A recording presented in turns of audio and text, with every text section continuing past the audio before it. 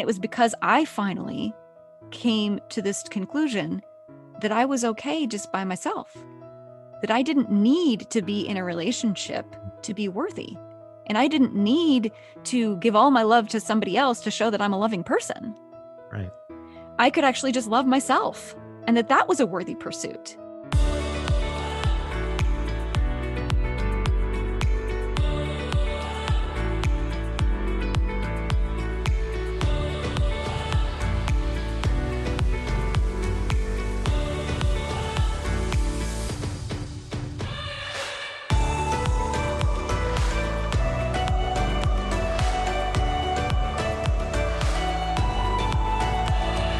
Welcome everybody to another episode of Unleash Your Greatness. I am super excited for this episode because you are in for a treat. This next guest of mine, Dr. Adrienne MacIain. And I hope I said that right because you nailed it. You totally nailed it.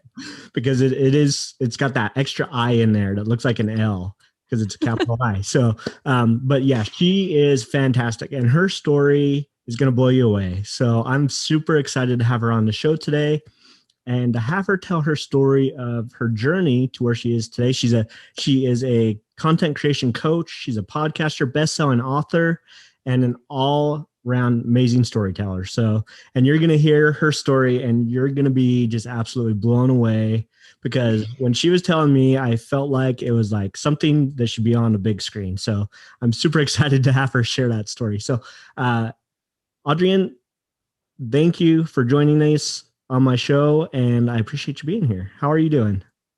I'm doing great. It's actually been, I know it's been a pretty crazy week, but it's been a great week for me. I wrote a little satire piece that's been getting some attention, and I think people just needed a good laugh, and I gave that to them. So my little review of the attempted coup as a theater piece has been making the rounds, and that's been really fun. Awesome. No, that's great. So, like I say, or like I was in the opening introduction, I was blown away by your story. And so I want you to give that story or tell the listeners that story of, man, being in another country, being, I can't even do it justice. So I'm going to turn it over to you and kind of where you want to begin and then where your journey through to where you are today as a coach, podcaster, and best-selling author. And yeah, I'm going to turn it over to you and just have you start telling that story. All right. So one of the things that I teach is story structure. And so it's always really hard for people to find the beginning of their story. Like, do I start when I was born? Like, do I start with, my first kid? Like, where do you start your story? And so I start my story, I use a hero's journey structure. So I start my story with a separation. I separated from everything that I had ever known, and I went to a different continent, Africa, with a very different culture. And of course, the continent of Africa is enormous. So I will not try to make generalizations about African culture. I will only tell you about the culture of Côte d'Ivoire, which is where I was in West Africa, French-speaking West Africa. I went around a lot of different places in French-speaking West Africa, but the majority of this story takes place in a place called Côte d'Ivoire. And so I was there to study their theater traditions, and I had no idea what I was getting myself into.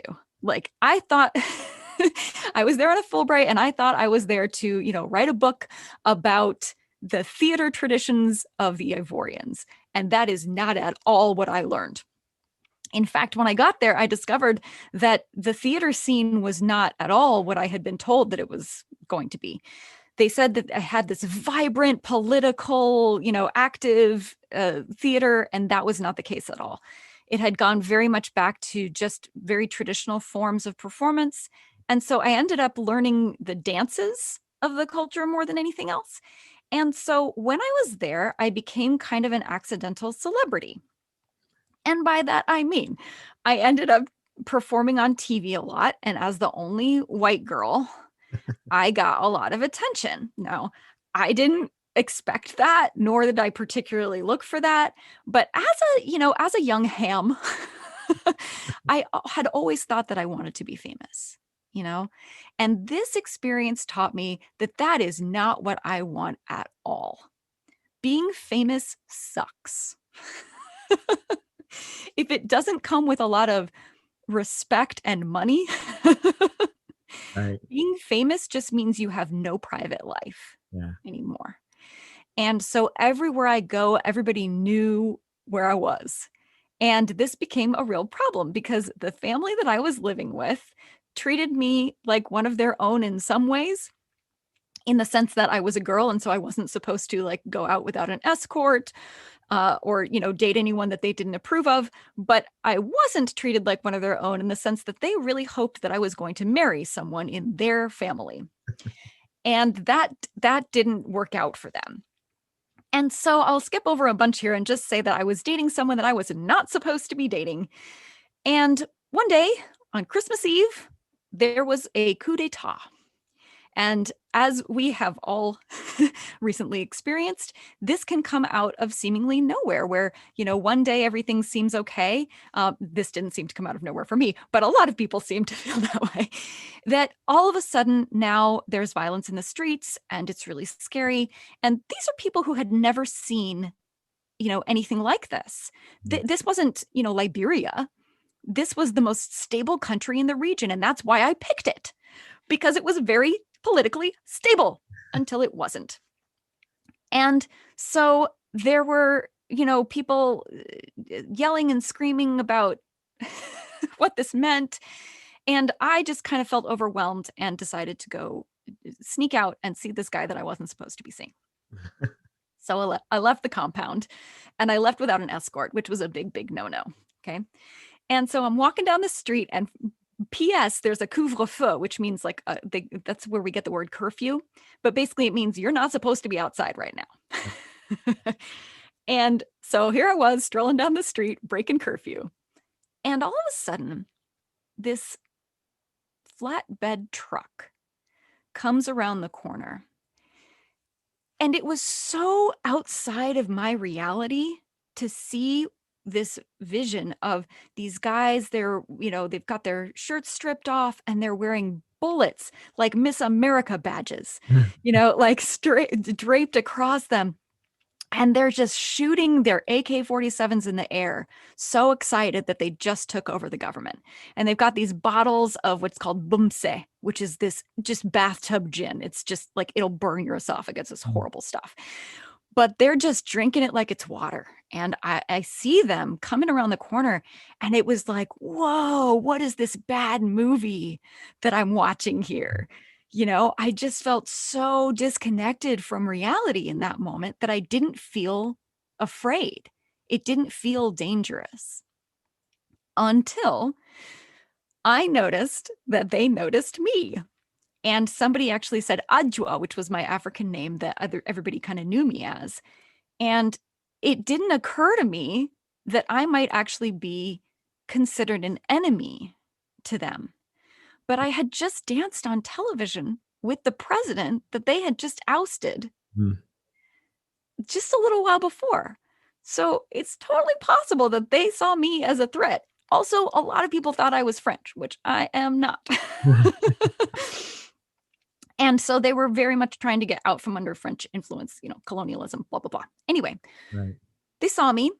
Someone yelled something about La Blanche. And then all of a sudden, the guns tipped in my direction. And again, I was just so disconnected that I was like, whoa, why are they doing that? And then all of a sudden, I see the guy that I'm supposed to be going to see, and he sees me and he's freaking out. He's like, come here. No, stay there. No, go. Oh God. Oh God. And his panic starts to panic me. And then I feel these hands grab my shoulders, and somebody puts me down, like literally lays me down onto the ground, and then starts to climb on top of me. And this is the part where I start to panic. Yeah.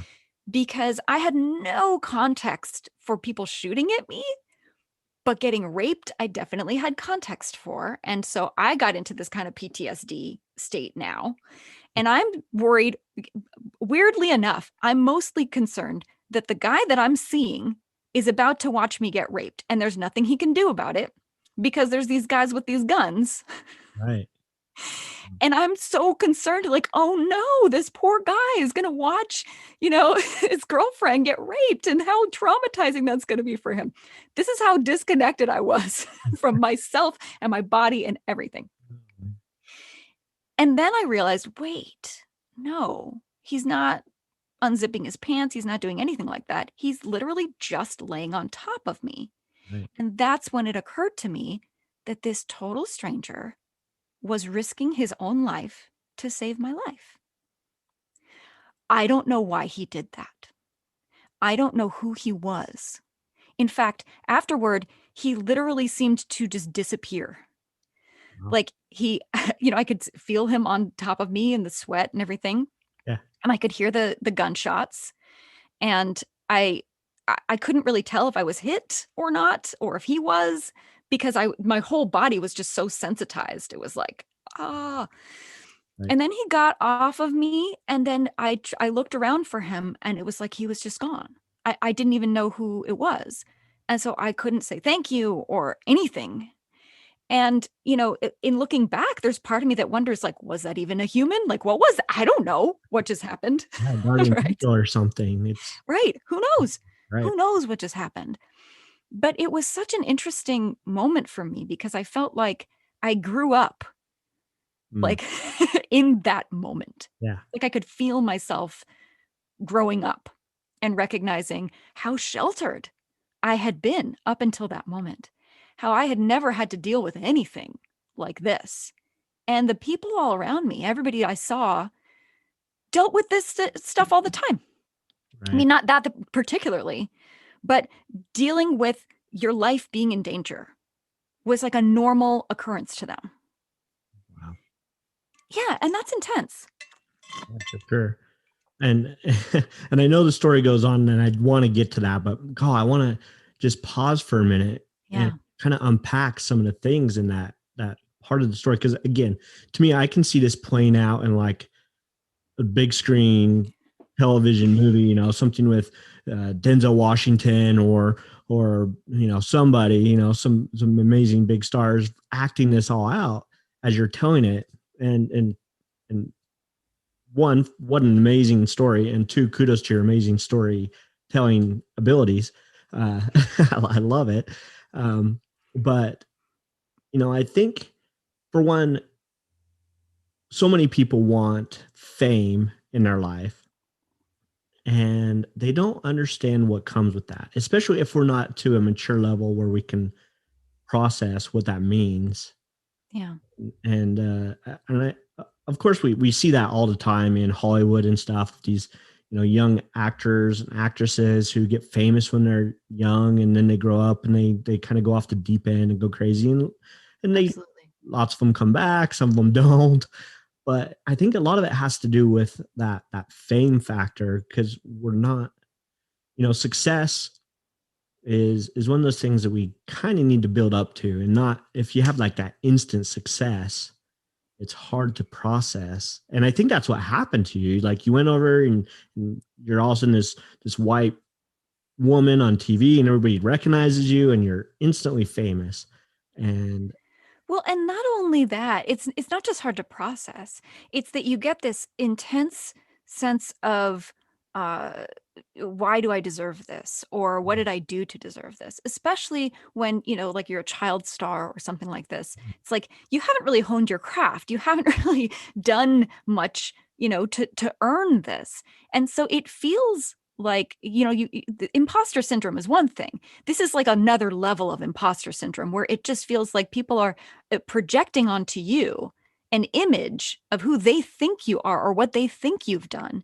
But that you haven't really done anything worthy of this kind of, attention. And right, so there's this deep disconnect. And so I think, what it really taught me was I really want to be good at what I do. And I want to be respected right, by right, people whose work I respect. yeah, Right. But I don't necessarily want to be universally liked because they don't really like you. They like their own idea of you. And as soon as you step outside of that, you fall off the pedestal and then they hate you. sure. And Well, that can be very scary. yeah. I love that concept because you're exactly right. Um, be successful or be great at what you do because you've earned it, but also don't let other people influence who you feel like you need to be. Yeah. And I'm sure there was so many times that people would say things about you or write articles about you or say things, wherever. And I don't know exactly what the news media was like at that time in the area. It's exactly what you would expect. They were speculating on who I was dating. I mean, it was just tabloid central, you know? It's crazy. Uh, but yeah, it's such a crazy story of instant fame. And then, and again, I know there's more to this story that we're going to get to, but then I also want to go to that time where like everything shifted for you, that time where Yeah. men show up with the guns. Hmm. You're faced with your, I would say, almost like a mortality moment in your life where Yeah. you don't know what's going to happen. You don't know if they're just going to shoot you. They don't know. You don't know if you're going to get raped by this man who's climbing on top of you. You don't know what your, uh, boyfriend or the man that you're seeing is thinking and what he's going to do. And he's Hmm. freaking out. And so you're freaking out. Like that's a lot to process for such a It is. young person, a young woman, a young man, anybody really. Yeah. I was 23 at the time.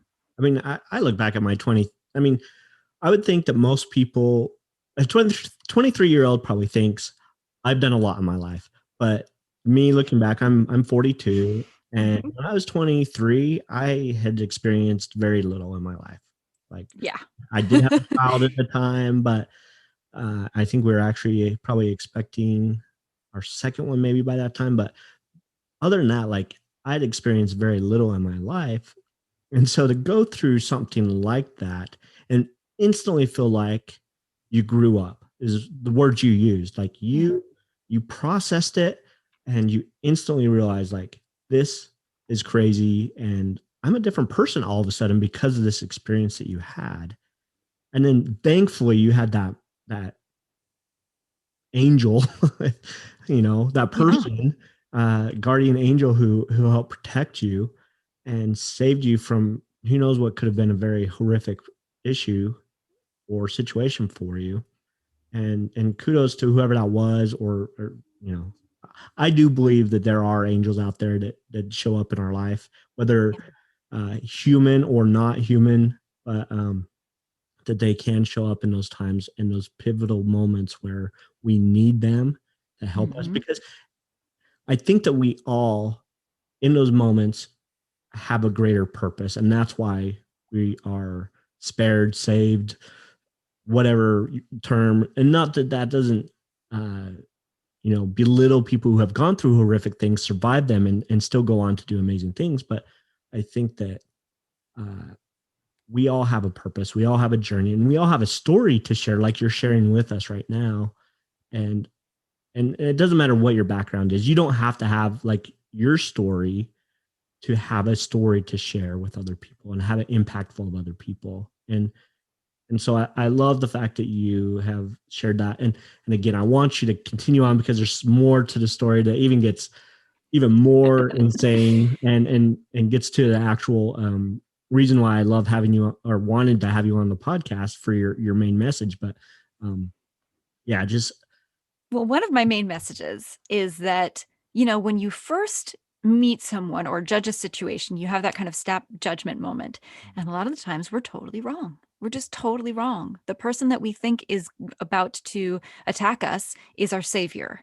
And the person that we think is there to save us turns out to be much worse than, what we were there experiencing in the first place. yeah, and that's a hard thing I think for most people to get past because you're right. We always make snap judgments, and obviously you that was like a very quick judgment that you made. Like this man is going to rape me, he's going to hurt me, he's going to whatever to me, Yeah. and we always make those judgments whether we meet someone in a networking situation for the first time or whatever. I excuse me. I know I've had those judgments in my life where I remember I was at an event and we were in this breakout group where there was like 4 or 5 of us in this little group and we were kind of sharing different things about us and stuff. And there's this one guy sitting over there, and he's kind of looking at his feet, and he's not really seems like he's paying attention. I'm like, this guy's kind of a loser. Like he's not into this at all. And then he gets to where it's his turn to kind of share his story and who he is and stuff. And he's like, yeah, I went to the Olympics. I won a gold medal in the 100-meter dash and da da da da. And he rattled off these accolades. I'm like, holy crap, this dude's an Olympic athlete who won gold medals and stuff. And here I am judging him because I don't know him. Like we make those snap judgments because we don't know people. We don't know them, their background, their story, their history, and it's kind of sad. And that's something that I've had to work on a lot in my life is because we all do it, whether we say we do it or not. We always make some kind of a judgment and especially as you being a woman, you have to be really careful in the situations that you could be in, right, with other men or in a foreign country or whatever, because there are people out there who are awful people and would do things to a woman that's by herself, alone on the street or whatever. And so it doesn't mean that you have to be stupid, but maybe we need to be a little bit less judgmental of other people, especially when we first meet them, and get to know them a little bit. So yeah, I love that aspect of the story, that this person you didn't know ends up being your savior and your protector and awesome. Mhm. So, uh, any other comments there before we move on to the other rest of the story that it gets even more amazing? No, that's the thing. I mean, you and even when you think you know someone, Yeah. people can change. Sure. And you don't necessarily know them as well as you think you do, or you haven't seen them in all, situations. And so this guy who was there, I thought to kind of save me, we really trauma bonded over that situation. And we ended up having to escape the country together. It's another long story. And I felt this great sense of responsibility toward him because he had, helped me in my time of, trauma and need. And also because we had, shared this crazy experience that I felt like nobody else could possibly understand, or I couldn't even talk to them about it because I wasn't even supposed to be out of the house when it happened. And so, we had this crazy secret. And I think sometimes having a secret with someone, having like a conspiracy with someone can take on the appearance of love.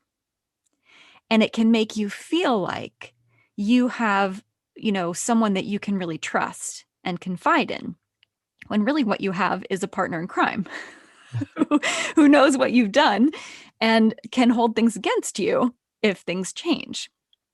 Right. And so over time, very slowly, just like the frog that ends up in a boiling pot of water and goes, how did I get here? Very slowly over time, he became quite abusive, mostly emotionally abusive, although the abuse eventually did turn physical. But he he convinced me that I was a terrible person. And he had all these kind of gaslighting tricks where he would turn my own brain against me and turn my own self-talk and my own, like guilt Right. against me. And I think that's one of the biggest tools that abusers use is they can find your shame. They can sense your shame and they use it against you. Yeah. And so one of the biggest things that I had to learn, after all of this happened was how to dismantle that shame so that it couldn't continue to be used against me by me or anyone else. And so, but I'm skipping ahead. Oh, yeah, great, great perspective there to keep as we go forward into the story. So Exactly. So, it was little things at first, like he would overreact to a phone call from, a male of any kind. right. He would get, just insanely angry if I was an hour late later than I said I was going to be, or anything like this. If I wasn't exactly where I said I was going to be at the time that I said I was going to be there, all these little controlling things. And at first I felt like, oh, well, he's just, I made all these excuses. This is what we do, right? Right. I made all these excuses for him. Oh, he's so stressed out. There's so much going on. And, he's traumatized and he's dealing with all this stuff, and not recognizing like, hey, you're traumatized too. Like, you dealt with the same stuff that he dealt with, Yeah. and you're not abusing him. Sure. But, at the time, I made all these excuses for him, and I said, oh, things are going to get better. They have to. That was my constant refrain. Things will get better. They have to. No question of like, well, what if they don't? Right. What then? What's your plan? And I think, you get so far into these things, it feels like the sunk cost is just too high to give up. And so one of the things I love to say to, clients and people who I know are in situations that they're really unhappy with is, no matter how far you've gone down the wrong road, turn back. Yeah. And I think we're always hoping that there's going to be like, another fork coming up here. Like, I'll see, the path through the woods straight up ahead, and I'll just, go that way. No, sometimes you just gotta go back, So go back the way you came.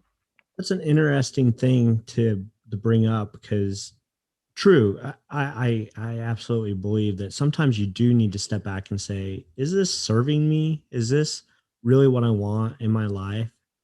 And I think there's a difference between saying, no, this isn't serving me and I need to go back, and I'm just scared to go forward because of my insecurities, my uh, being out of my comfort zone. And this is a completely different scenario than what you're dealing with, right? Like, you were in an abusive relationship, not, it was toxic, it was bad, it was not a thing. But it's hard for us sometimes as humans to distinguish the difference between, do I need to get out of this situation? Do I need to change or pivot or go back?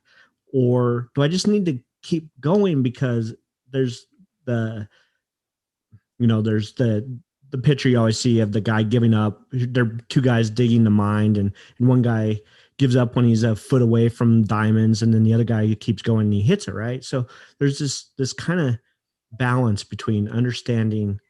Absolutely. I think, Give and, up. and this is something I've, done a lot of thinking around, is how do you tell the difference? How do you tell the difference between, is this something that I should, you know, give up on and change course, or is this something I should like double down and, stay with? And I think the answer is this something that I actually have control over changing? Yeah, good point. Because if it's something that I can change in me, Yeah, then absolutely keep going, try to change it, become the person that you want to be. right. But if you find that you cannot be the person that you want to be in this situation because of someone else's behavior, Yeah, that's a dead end street, true. because you can't control anybody's behavior but yours. Right. And so if you're there hoping that their behavior is going to change, or that you're going to find the magic, to change their behavior, I'm sorry to tell you, that's never going to happen. Yeah. It's just never going to happen. Now, something dramatic could happen to change them and change their mind and make them decide to change. But it's not going to be you, because if it would have been, it already would have been. You know what I'm saying? Like, if you were the thing that was going to change them, you would have changed them by now. Right. And so sometimes leaving them is the thing that changes them, ironically, which is really messed up. Yeah, and that's true. And I think sometimes people have glimpses of, oh, things are going to get better. Kind of like, I know Of you're going to course. share a part of your story where you had that glimpse, like, oh, things are getting a little Oh bit yeah, it's always a cycle. better. It's always a cycle. It's the honeymoon cycle that you get back to and you go, "Oh, see? Now I'm so glad I stayed, because now things are wonderful again." And this is exactly, and sometimes those good times seem good enough that it seems worth it. It really does. Yeah. And, I'm not here to judge. Maybe those good times are worth it to you. And if it is, like, it's nobody gets a vote about your life. It's not a democracy. Okay. You get to decide what is worth it to you and what isn't. Absolutely. But the bottom line is, you have to decide with your whole heart to love someone exactly as they are. And if you can't do that because of their behavior, Right. then you can't stay. Yeah. Okay. So here's where it got to for me. Yeah. It got to the point where I just hated myself. Mm. I hated myself. I was doing things that I was so just horrified by.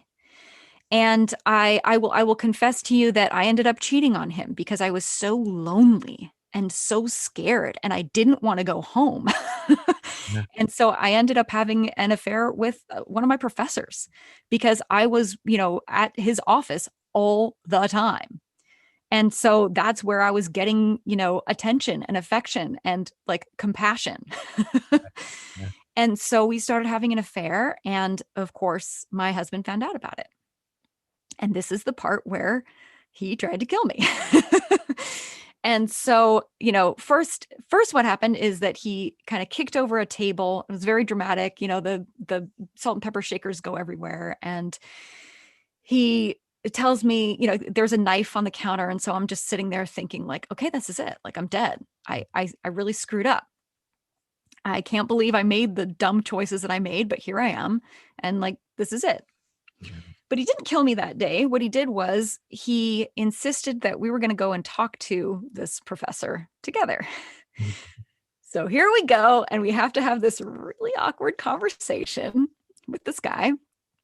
And, here's my husband just like ranting and raving about, what an awful person he is and what an awful person I am and how we're both a disgrace. And we don't understand anything about love and we don't understand anything about honor or respect and blah, blah, blah. And so then, the professor very, very patiently listens to all of this. And then he says, your wife is a jewel. She is a precious gem.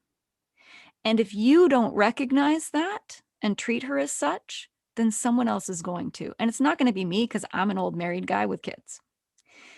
But it's going to be somebody. And I hope for your sake that it's you. Mm. And that speech woke something up in me. I realized, wow, someone sees my value. Someone sees my worth. Maybe I'm not so awful after all. Maybe I actually am worth saving. And that was just a little spark, that started to kind of work on me in that moment. And then a little while later, he started this game. I call it a game, but it was just this weird thing that he would do where he would wake me up in the middle of the night and he would be holding the pillow and staring at me. And he would say, give me 3 good reasons not to kill you right now. And so I would have to, it was like, the middle of the night. And so I'm totally disoriented, totally confused. And so I would have to come up with, like, I make your favorite food really well. I shave your head for you. I'm like, just weird stuff that would like come to my brain. And most of the time he would accept it. But this particular night, I just wasn't in the mood and I just couldn't come up with anything good. And so what I said was, I make the money. And that really, really pissed him off. That really pissed him off. Because that's a big, big thing in his culture that men are supposed to make the money. And he wasn't making money because he didn't speak the language very well and he didn't have a college degree. And, here I was being a TA at graduate school and making our money for us. So he was so angry that he, in fact, put the pillow over my face, as threatened so many times before. So here I am and going, oh, okay, so this is how I'm going to die. All right, I thought I was going to be stabbed. Looks like I'm going to be suffocated. Well, okay, I guess I'm going to have to do what they do in the movies. And so I did that thing where you start to kind of thrash around, and then very slowly stop and then go completely limp. And as an actress, I was pretty good at going completely limp. And, he pulled the pillow off my face and I did the 100-yard dead stare. Right. And he freaked out. I mean, he ran from the room. And so now I'm like, all right, I've got maybe 30 seconds to figure out what to do here. So I'm trying to decide which window I'm going to jump out of and where I'm going to run. And then he comes back and he sees me standing there by the window and he's holding a Bible. And like for the life of me, I always just think about that. Like, why did he have a Bible? Was he going to leave me read me my last rites? Like, what was he going to like command me to get back in my body? I don't know what he was doing with this thing. Was he going to finish me off by like hitting me over the head? I have no idea. But there he is holding this Bible, and something about the look on his face, and he's holding this Bible staring at me. I realize he thinks I'm a revenant. And a revenant in, his culture is basically, it's like a zombie, but they're not all gross and dead looking. Right. They just look exactly like they did when they died. And they're just a person who died before they were supposed to die. And they're back to take revenge on the person who killed them. And so I could tell by the look on his face that he thinks this is what I am. And so I'm like, all right, I'm going to go with this. And it wasn't even a conscious process. Do you know, in these moments, if anyone has almost died or died and come back, you know that in these moments, it's like something beyond you comes into you. It's like those moms that are able to, pick up a car off their child. Yeah. It's like this superhuman abilities come into you. And again, I don't know if that's angels working through you. I don't know if that's just your connection to source, that you're able to do that in that moment. I don't know what that is, but it's real. And I experienced it. And so what happened was I opened my mouth and out came this voice. And I swear it didn't even sound like my own voice. And it said, yes, you have disgraced the ancestors. You have killed your wife. This is unacceptable to us. You must make this right. You must go outside and pour libations and beg the ancestors to forgive you and to put this woman back in her body. And so he runs outside, and I'm like, I can't believe that worked. But I don't want to jinx anything. So I get back in the bed and I just get in the exact position that I was in, when he left. And he comes back and he sees me and he's like, oh my God, chérie, he's shaking me to try to get me to wake up. And so I wake up and I'm like, oh, what happened? What's going on? And he says, oh, I said, what's wrong? What's wrong? He's like, nothing's wrong. Nothing's wrong. Everything's great. Everything's going to be perfect from now on. And for about 2 weeks, it was. We were back on that honeymoon cycle. And I thought, look, I fixed everything. I fixed him. All I had to do was die. I should have done that a long time ago. I mean, this is the crazy thought process that goes through your mind when you're justifying and rationalizing and telling yourself it's all going to be okay. You don't have to leave because leaving's way too scary. Mm. And, if he tries to kill me when I'm here, what's he going to do when I leave? And so it's just the idea of leaving is just like, don't even go there in your mind. It's just not even a possibility.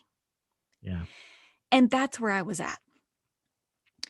But thankfully, a woman who I also call an angel, she was my true angel, Elizabeth, she saw what was going on. And she decided that she was going to get me out of this, whether I would or no. And I won't tell you the rest because you should read the book.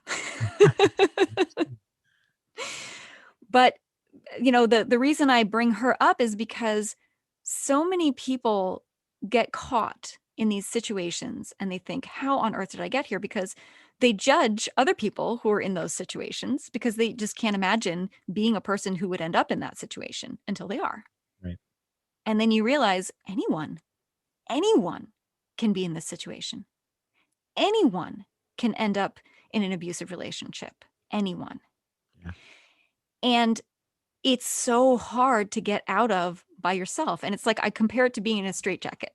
Okay. So it's like you find yourself in a straitjacket, right? And then people are like, hey, can you do this thing? I'm like, no, I can't do anything because I'm in a straitjacket. I can't do anything. I'm stuck. When really what I could do is say, hey, excuse me, can you unbuckle this for me? Anyone that I came into contact with, I could have asked for help from, and I didn't.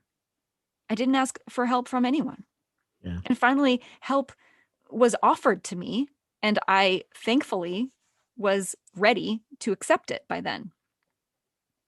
Yeah, that's I'm glad that you brought that up because and not to belittle that situation that you needed help getting out of, but I think everybody at times struggles with asking for help, whether it's in a Absolutely. situation like that where it could be a life and death situation in your case, or just I don't know how to do this thing in business, or I don't know how to nobody wants to look weak in Mm-hmm. those moments. They don't want to have to ask for help. But I think we find, at least in my own experience, that when we do ask for help or someone does offer help, out of the blue because they see there is a need there, like in your Yeah. situation, and when we accept it, that takes us to a new level, right? Yeah. For you, it took you out of that situation into a much better ability to have a much better situation, right? But when we put our pride aside and we can ask for help, or someone offers us help and we take it, we can move forward in our life to a new plane, a new chapter, if you will, where we can grow and experience greater joy and happiness, I think. And Absolutely. But I really want to give some advice here about if you see someone who's in an abusive situation, yeah, the biggest temptation is to tell them, hey, you're in an abusive relationship. You need to get out of there. And what that will do is make them double down immediately and say, no, no, no, I'm happy to be here. I get plenty out of this. Thank you very much. I'm fine. My relationship picker is just fine. It's not broken. And because we don't want to be wrong and we don't want to admit that we made a mistake. And yeah, so it's like, we tell ourselves, oh, well, I'm not stupid. And only stupid people would stay in abusive relationships. So therefore, this must not be an abusive relationship. It must just be kind of dysfunctional. And I'm fine. And I'll be fine. And so what you need to do instead is really empower that person and lift them up and let them know that they are strong, they are powerful, they are worthy, they are wonderful. Show them how much you value them. Really just fill up their cup as much as you can, and then let them know if there's someone in their life who ever makes them feel not good enough, that you're there to help, yeah, and just leave it at that. yeah, And when they find themselves in that moment where they are ready for help, they might reach out, or if you reach out in that moment, they might take your hand then. But you can't force it, and you absolutely cannot tell them and evaluate their relationship for them. yeah, You see what I mean? yeah. No, Yeah. and that's a good point. And I guess I want to kind of take you back a little bit to that mindset. I've never experienced obviously what you've experienced, and I And would say hopefully that you never will. I hope not. It sounds very awful and a hard thing to deal with. And obviously there's lots of people that have dealt with or are dealing with that situation in their life, and it is Yeah. I think a very more common than we'd like to admit, Yeah, and unfortunately. especially right now during Corona, a lot of people don't have access to the normal resources that they would have access to. Yeah, Kids, for example, aren't going to school and nobody's noticing if something is seems off. true. And so this is a really, really tough time for people who are stuck in basically a prison that they cannot escape Yeah, with someone who's abusive. And so this is a time when we really, more than ever, need to just have compassion for everyone we meet. Be patient with everyone you meet, because you don't know what someone's going through right now. You don't know what someone's dealing with right now. right. And if you suspect that someone needs your help, just really open yourself to that person and really try to build them up. Yeah, Yeah. because I think what I was going to ask is someone in that situation who feels like maybe their self-worth Mm. is gone, like you said, that professor made that speech to your husband when he found out that you guys have been having an affair, and that really opened your eyes to, I do have value. I do have, uh, something worth living for. And Absolutely. I think that's key to letting people know, hey, I'm here for you. If you need someone, because you're worth having someone to listen to you or to help you in any way that you need help. And just being that support, I guess, can be a huge factor, I would think, in that type of situation. I think that's what you're saying is be compassionate, be willing to help, be willing to listen, and be that shoulder, I guess, to lean on. And Absolutely. to make sure they understand that you are worth it. We're all worth it. We're all have value. And Yeah. even if And we don't see it. if someone is making you feel like you're very difficult to love as you are, Mm, then that is not a person who is worth your time, yeah. So true. because there are plenty of people out there who are going to love you just the way you are. Right. And that doesn't mean that you can't change things that you want to change. Sure. You can decide, like, hey, actually, I think I might look better with red hair. I don't know. Like, whatever you decide needs to change, but you have to come from a place of acceptance before you can change. And if there's someone around you that's constantly telling you you need to change, you have to change, or even if you're around someone that you feel like you have to tell them that all the time, that's a toxic situation and you need to get out of there. Yeah. Yeah, absolutely. And I think that having that true knowledge of value and knowing that you can affect your own reality to an extent.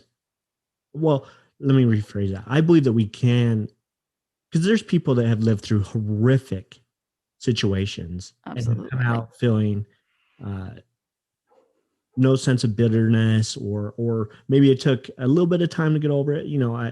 What comes to mind is Viktor Frankl from Man's Search for Meaning, right? He lived through probably what I would consider the worst possible situation you could possibly think of. Living Mm-hmm. in a concentration camp. He was a Jew in Austria at the time of World War II. Was put in a concentration camp. Basically, threatened with his life every single day. Like at any minute, you look at the guard wrong, they're gonna kill you because they just are having a bad day, right? Or whatever. Horrible living conditions.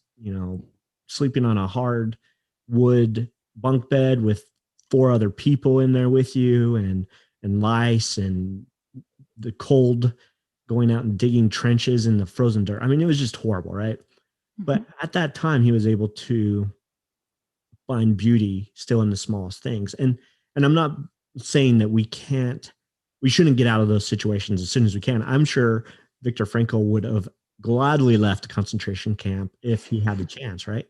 But Of that course. doesn't mean that if we're stuck in a situation that we can't control, we can't still have a mindset of, I'm worth it. I value myself. I can find beauty in the small simple things, even if our life isn't ideal and what I consider perfect. Mm-hmm. But again, I love the message that you need to love yourself. You need to get out of toxic relationships when you can, and that we definitely need to be more aware of people who are suffering, and be compassionate and help Yeah. them where we can. So, um, Yeah, I draw a big line between worth and value, because someone can value something that, has no value to you. It's very personal, true. right? Decision, like, what do you value or not value? But everyone has worth. Innately, you are worthy just by being here. Okay?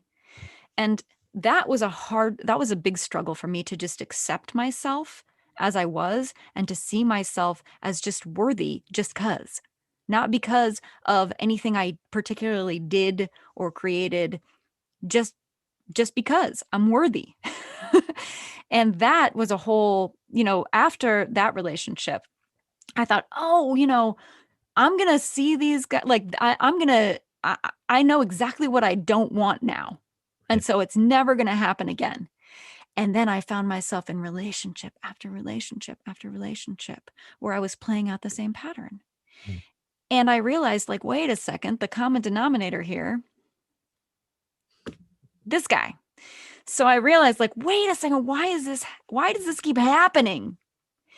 And it's because I didn't see myself as worthy yet of a healthy relationship. Yeah. I saw myself as this expert in how to deal with crazy. And it was like somebody asked me, like, well, why do you think you kept getting into these relationships? And I said, it's kind of like I got stung by a bee. And so then I decided, well, I'm going to learn everything I can about bees because I really didn't like that sting and I don't want to get stung again. So I'm going to become a beekeeper and I'm going to learn everything I can about bees so that I will never be stung again. Yeah. And then I got stung so many times that I became allergic to bee stings. And now I just have to stay far away from bees. And I see them coming a mile away, you know?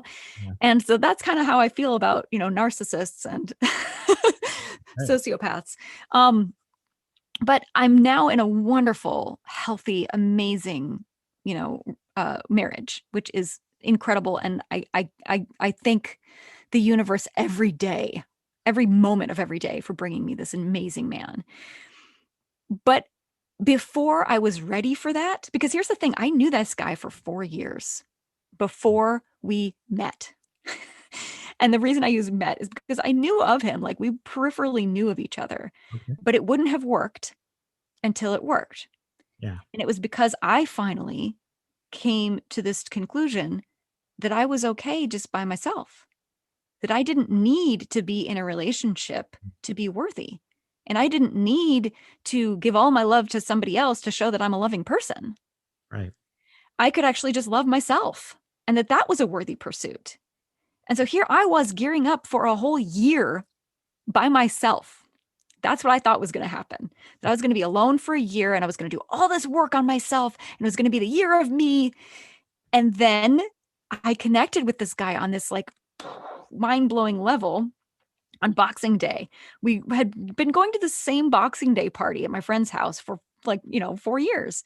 But then this one night, it was like the universe just went and all the doors lined up and it was like we could see our future Wow. together. And it was instantaneous for both of us. It was Amazing. wild.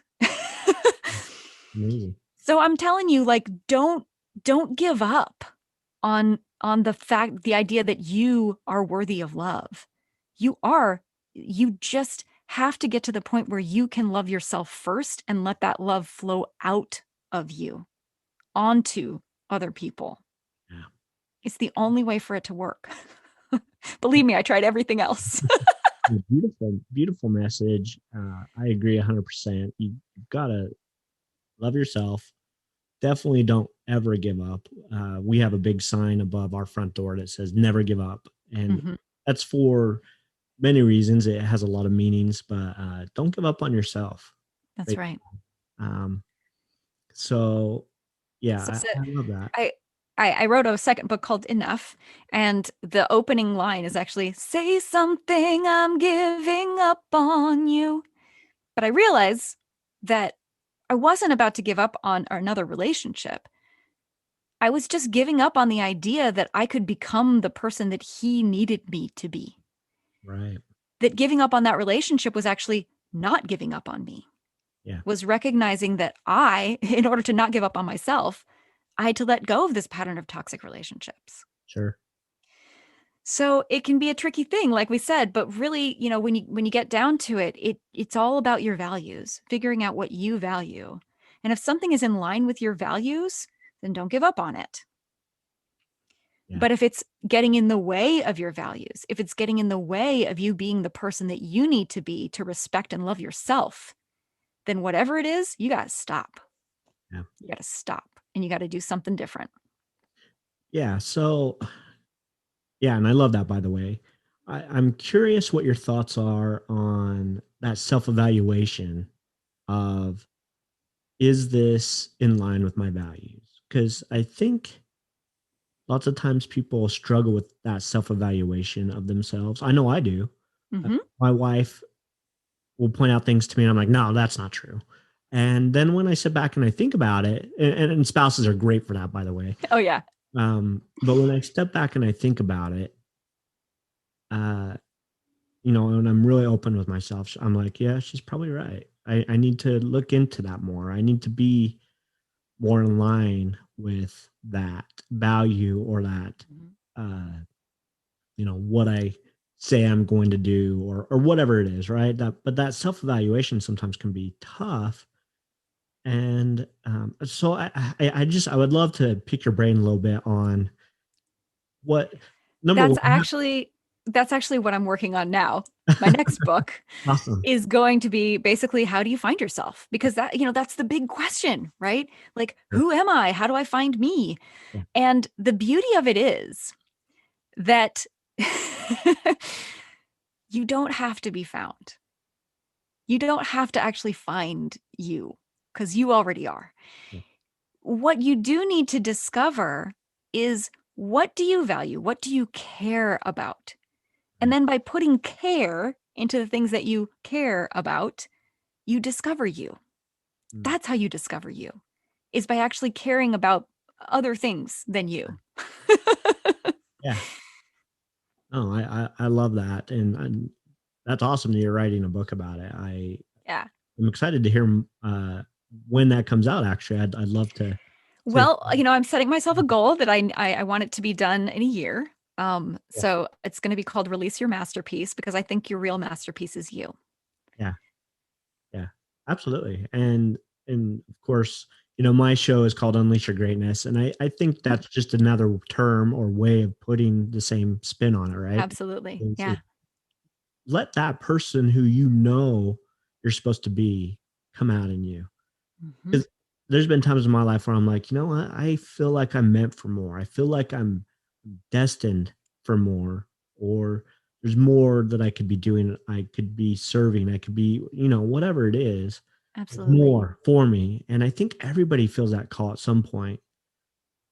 And if you don't, then maybe you need to take a little bit of self-evaluation like we were talking about, Hmm. because there is always more. Yeah. There's always something, better for you. It doesn't mean that you have to uh, you know, put aside what you have now and not be grateful for it, but that you can look forward to Hmm. having more, whatever you want, right? More joy, more happiness, more vibrancy, more love, more, success, more abundance, more whatever you call it. Yes. I talk Um, a lot about core desired feelings. So, mm, what is it that you want to feel and experience more of yeah, in your life? I think people think of feelings as these like ephemeral, not important things, and that there's something that, we need to sort of control rather than something that is actually what life is. And that we can actually look at those feelings as what what do we want to create in the world? yeah, Well, I want to create more joy. I want to create more love. sure. And so that's one way to look at it. Another thing is, like I said, care. Care is a really important word that I think people don't think that much about. Mm, They think about what do I value? But the thing is, you might think you value something that you don't actually value. But when you look at what you put your care into, what do you care for? What do you care about? What do you put your time into? What do you put your energy into? Well, that's what you care about. right, And so you can figure out who you are just by where your care is at. And you can shift who you are by changing where you're putting your care. So if you start giving self-care, if you start giving to care to the people that you really, love, it will shift everything. It will shift everything. If you're putting a whole bunch of care into what strangers on the internet are saying about something, if you're putting a whole bunch of care into what, some dude said to you on the street, like that's really going to shift where you're putting your focus. And the thing is, focus determines reality. right, And so anything that you're focused on, even if you're focused on, I don't want this, I don't want this, I don't want this, the universe doesn't know don't. The universe doesn't know not. The universe just knows this, this, this, this, this. right. Yeah, true. Yeah, and I agree 100%. What you focus on is what you're going to materialize, attract, whatever word you want to use for that. There's lots of different things that people talk about in that arena, but Mhm. it's kind of like you're driving a car and someone says, "Hey, don't run into that tree." Well, you're like, "What?" And you start you're veering towards that tree because you're like, "What?" You start paying attention to it.